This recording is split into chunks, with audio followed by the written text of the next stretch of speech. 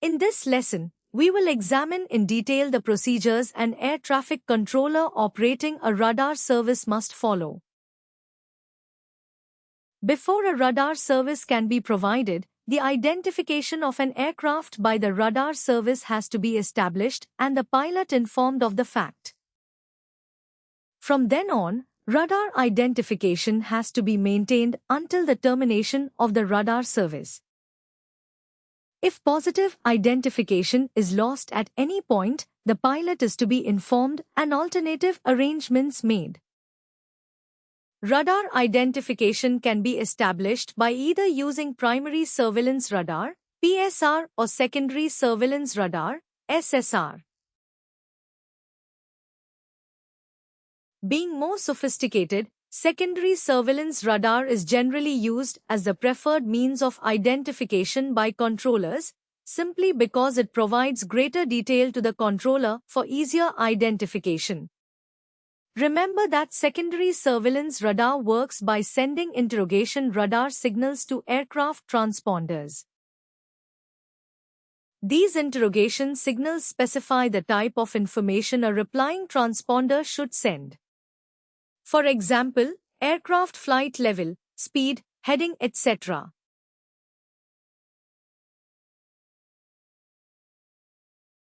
Where secondary surveillance radar is used, aircraft may be identified by a radar controller by using any one of the following methods.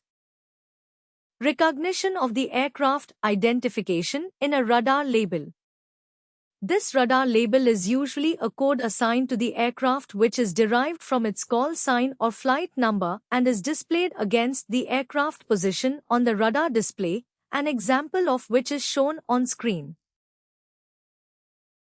Recognition of the assigned discrete code as verified by the radar label.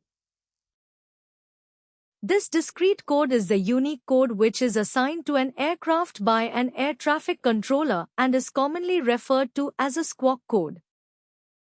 For example, if the controller assigned the squawk code 2164 to an aircraft and the pilot set this code into the transponder equipment, then the squawk code will be shown on radar display like the one shown here.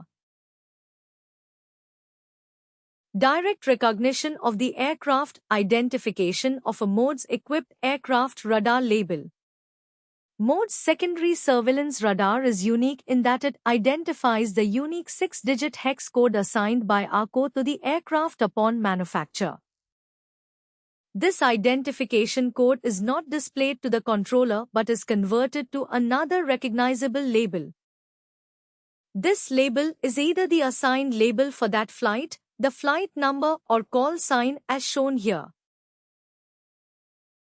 The last three ways that an aircraft can be said to be radar identified is by transfer of an aircraft and its radar label from another controller, by a controller asking a pilot to set a code and observing that code as it appears in the display. And lastly, by compliance with an instruction to squawk ident.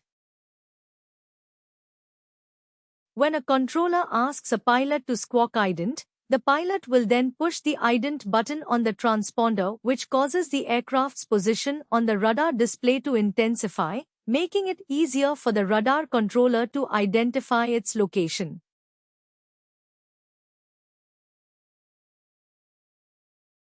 This completes the procedures used when utilizing secondary surveillance radar to establish radar identification. The other procedure for establishing radar identification is by using primary surveillance radar.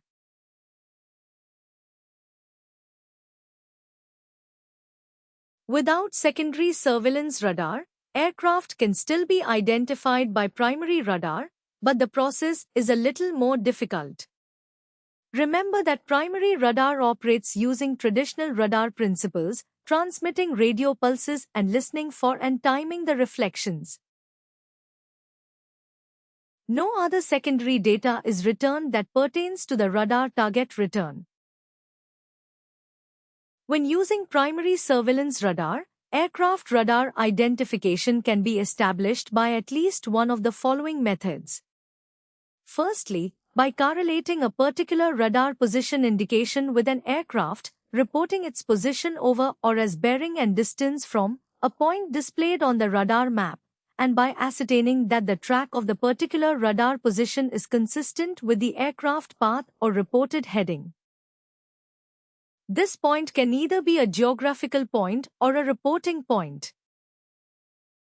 For example, an aircraft might report it is 2 miles north of the Delavre Ridge heading west.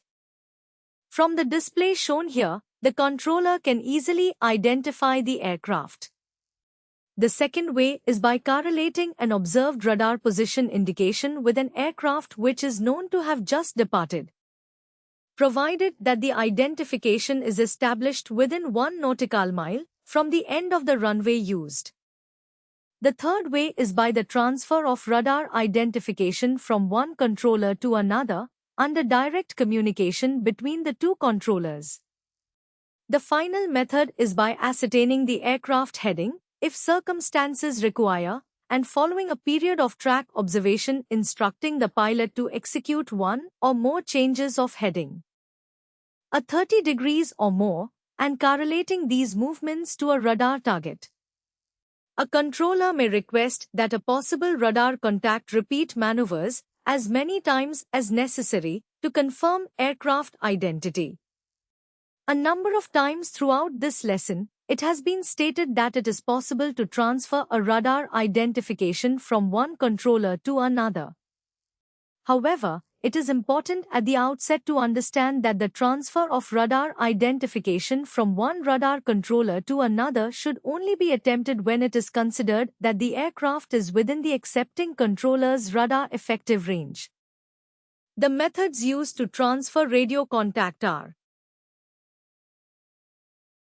designation of the radar position indication by automated means, provided that only one radar position indicated is thereby indicated, and there is no possible doubt of correct identification. Notification of the discrete code of the aircraft. Direct designation, pointing with a finger, of the radar position indication, if the two radar displays are adjacent, or if a common conference type of radar display is used. Designation of the radar position indication by reference to, or in terms of, bearing and distance from a geographical position or navigational facility, accurately indicated on both radar displays, together with the track of the observed radar position indication. Instruction to the aircraft by the transferring controller to change code, and the observation of the change by the accepting controller. Instruction to the aircraft by the transferring controller to squawk ident, and observation of this response by the accepting controller. This completes the methods by which air traffic controllers transfer radar-identified aircraft.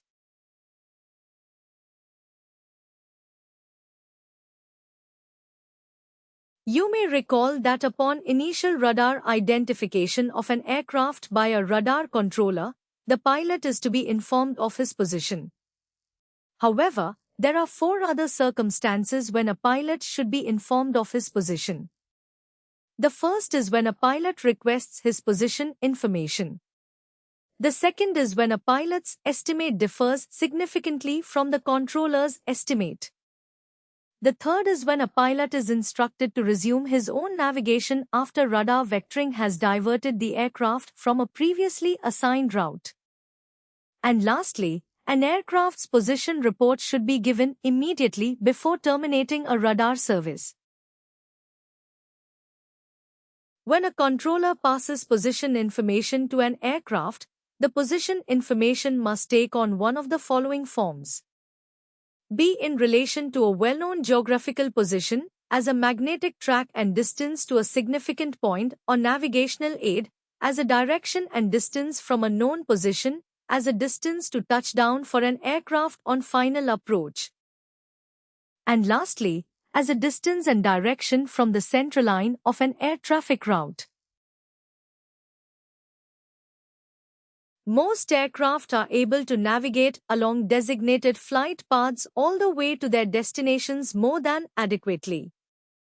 However, at major air traffic hubs, such as the confluences of airways or the arrival into departure catchment areas of major airports. Radar controllers will directly control aircraft to position and track. This is called radar vectoring. Radar vectoring will take place within the vicinity of aerodromes in specific areas. A radar vectoring area will be shown on various aerodrome charts and documentation found in the aerodrome section of the Aeronautical Information publication. An example of a radar vectoring standard arrival area is shown here. This area will have been surveyed for obstacles and minimum altitudes will be specified for each sector of the area. Minimum altitudes will be high enough to minimize the activation of aircraft ground proximity warning indicators.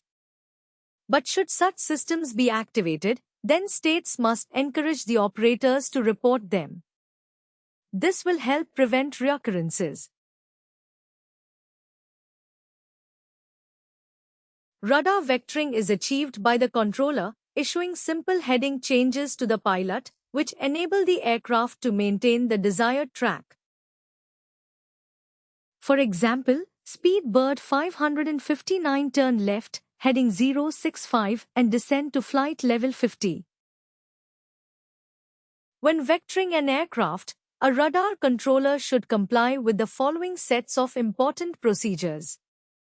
Firstly, aircraft should be vectored along tracks or routes that enable the pilot to monitor the aircraft position using his own navigational aids. Secondly, when an aircraft is given a vector diverting it from a previously assigned route, the pilot should be informed, unless it is self-evident what the vector is to accomplish. And when possible, the limit of the vector should be specified. For example, to position for a radar to ILS approach to runway 26 left. Aircraft will not be vectored to within 2.5 nautical miles of the limit of the controller's airspace. If the radar separation minimum to the boundary of the airspace prescribes that a distance of greater than 5 nautical miles must be adhered to, then the closest a pilot will be vectored to is half the prescribed distance. Control flights shall not be vectored into uncontrolled airspace, except in cases of emergency or to circumnavigate extreme weather conditions. There are numerous occasions when radar vectoring is used other than for specifically guiding aircraft directly in or out of aerodromes. For example, when an aircraft is observed to deviate significantly from a route or procedure, the controller will inform the pilot and give the required corrective navigation. There may be occasion when pilots specifically request the controller to provide radar vectors. This might be to avoid bad weather, or the loss of navigational instruments might result in a request for vectors to assist in navigation. In such cases, the pilot must inform the air traffic controller of the reason, be it weather-related or due to unreliable ground navigation equipment. With regard to weather problems, if the controller sees that it is likely an aircraft will penetrate an area of adverse weather, then the controller should issue this information in due time, and if required, issue advice to best circumnavigate the hazard. When radar vectoring comes to an end, the controller will instruct the pilot to resume his own navigation, give him his position and any new instructions he may need. For example, Speedbird 55 proceed direct to Lima Bravo Whiskey, then resume normal navigation.